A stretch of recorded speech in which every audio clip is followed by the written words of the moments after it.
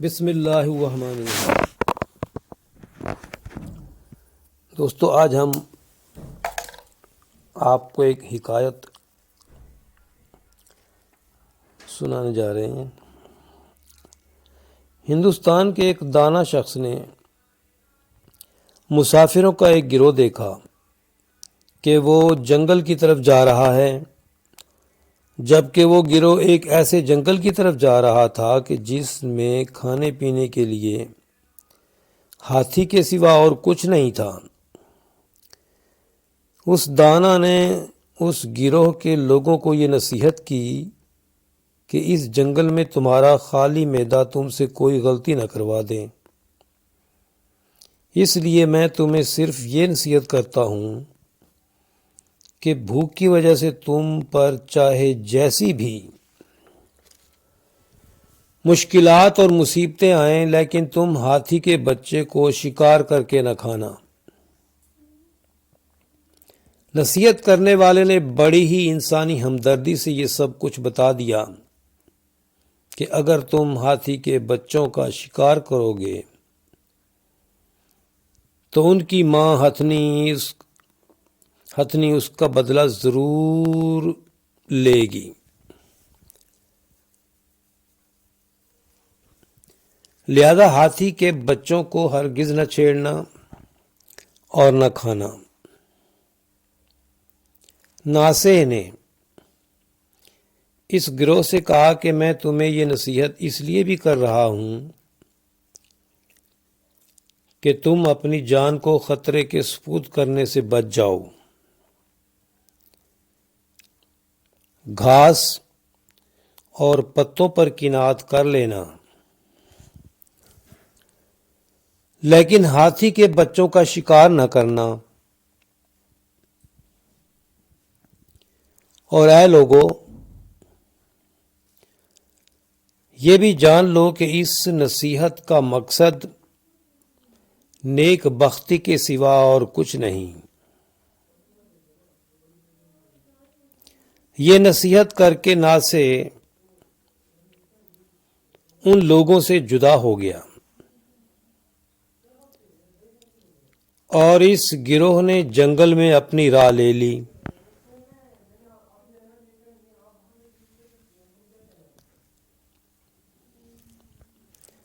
جنگل میں چلتے ہوئے چند دنوں کے بعد حالات ایسے ہو گئے کہ ان مسافروں کو کھانے پینے کے لیے کچھ میسر نہ آیا۔ بھوک سے لوگ نڈھال ہونے لگے۔ پھر ان بھوکے پیاسے مسافروں نے راستے میں ایک موٹا تازہ ہاتھی کا بچہ تنہا دیکھا۔ اسے دیکھ کر وہ سب بھوک کے غلبے سے اندھے ہو کر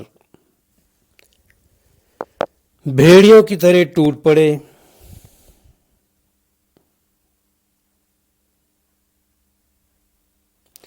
اسے جلد ہی شکار کر کے اس کا گوشت پکا کر سب نے اپنے پیٹ کا دوزخ بھر لیا، لیکن صرف ان میں سے ایک شخص نے اس دانا کی نصیحت پر عمل کرتے ہوئے ہاتھی کے اس بچے کا گوشت نہیں کھایا تھا، کیونکہ اس نے نصیحت پر توجہ کی اور غور کیا کہ پرانی عقل کی کوئی بھی نصیحت بغیر مصلحت کے نہیں ہوتی۔ جب ان مسافروں کے معدے خوب بھر گئے تو پھر ان سب پر ایک خاص قسم کی غنودگی طاری ہوئی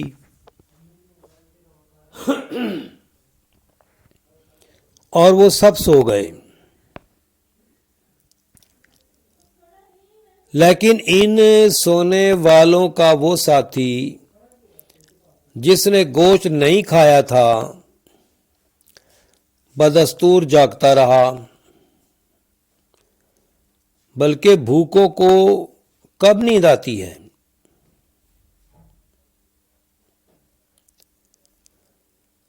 ادھر اپنے بچے کو ڈھونڈتے ہوئے ایک خوفناک ہاتھی بھی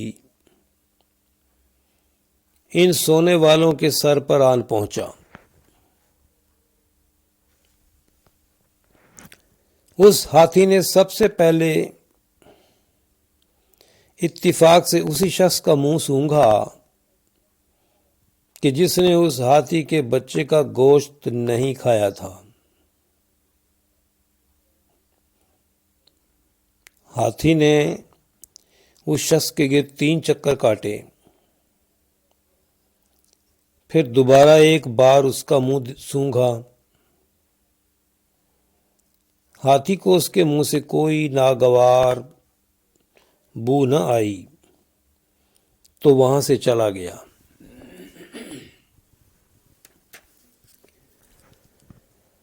پھر اس ہاتھی نے ہر سوئے ہوئے شخص کے ہونٹ، منہ اور سانس کو سونگھا،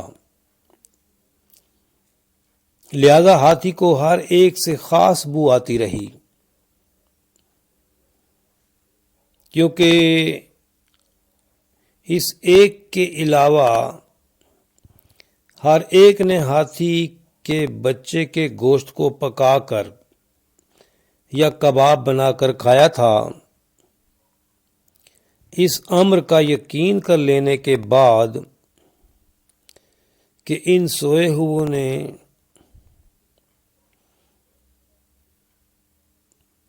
ہاتھی کے بچے کا گوشت کھایا ہے، ہاتھی نے ان سب کو آن کی آن میں چیر پھاڑ کر رکھ دیا، گویا ہاتھی ان سوئے ہوئوں میں سے ایک کو پکڑتا اور پھر ہوا میں اچھال دیتا، یوں زمین پر گرتے ہی وہ شخص پھٹ جاتا۔ گویا ہاتھی کے بچے کی ماں نے ان سب لوگوں سے اس طرح سے انتقام لیا کہ کوئی وہاں سے بھاگ کر بھی جان نہ بچا سکا، بلکہ کسی کو اتنی مہلت ہی نہ مل سکی کہ وہ بچ نکلے۔ اس حکایت کا نتیجہ اور خلاصہ یہ ہے کہ ان لوگوں نے ناصح کی نصیحت نہ مانی اور ہلاک ہو گئے۔ اسی طرح ابدال کی نصیحت نہ ماننے سے بھی ہلاکت ہوتی ہے۔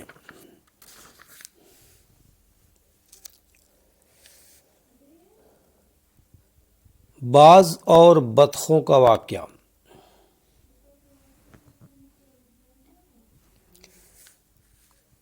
دوستو، اب میں آپ کی نظر ایک دوسرا واقعہ کر رہا ہوں۔ یہ واقعہ ہے باز اور بطخوں کا۔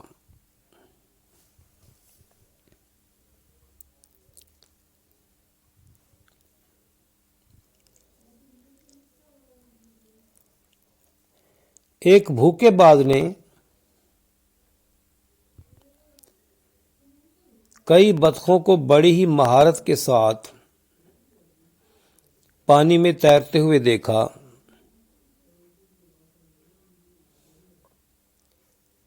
اس نے بطخوں سے کہا کہ اے پانی میں رہنے والی مخلوق، پانی سے باہر نکل کر جنگل میں آ جاؤ۔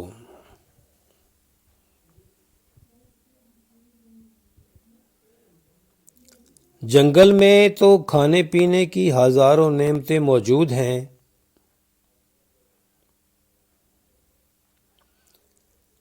وہاں ہر شے کی فراوانی ہے۔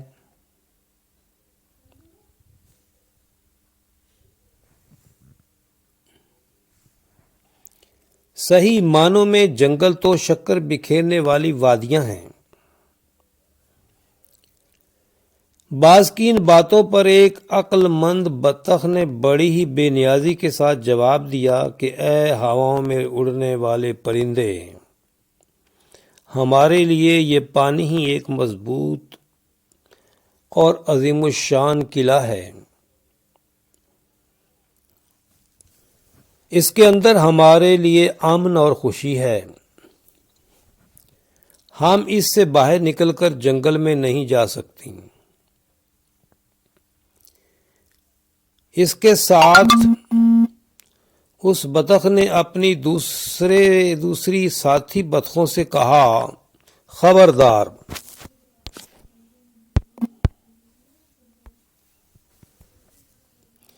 جان لو کہ بعض شیطان ہے، اس کے ورغلانے میں ہرگز نہ آنا اور پانی سے باہر نہ نکلنا، اور اس باز سے یہ کہہ دو،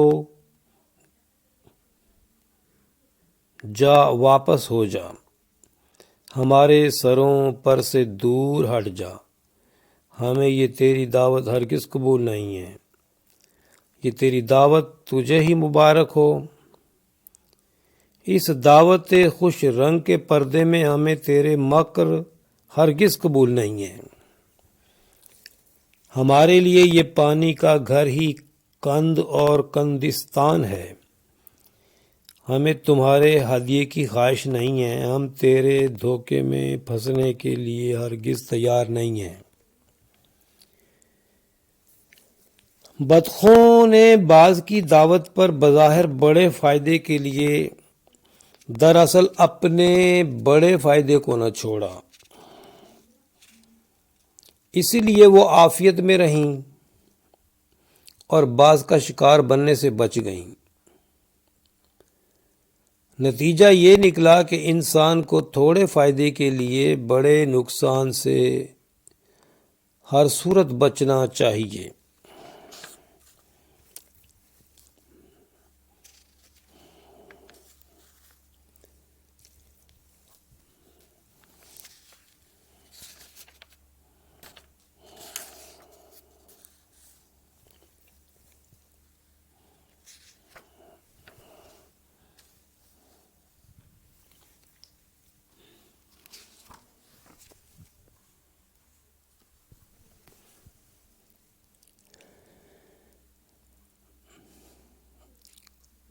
ایک بیل کی حکایت۔ کسی دور دراز جزیرے پر ایک بیل اکیلا اور تنہا رہتا تھا۔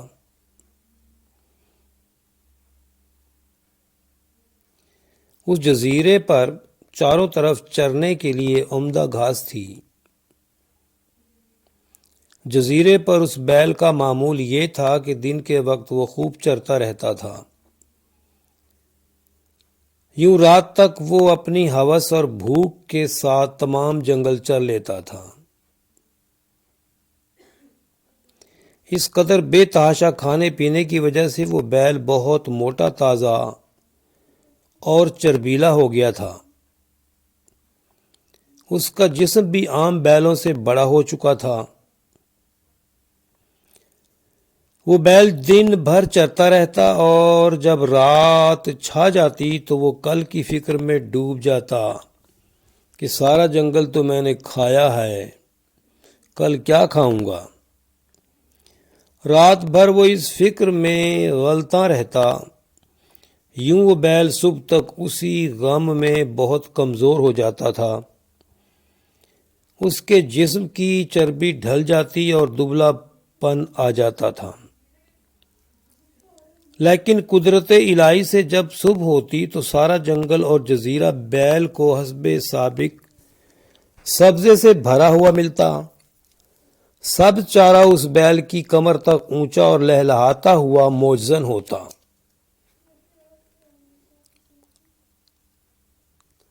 وہی بیل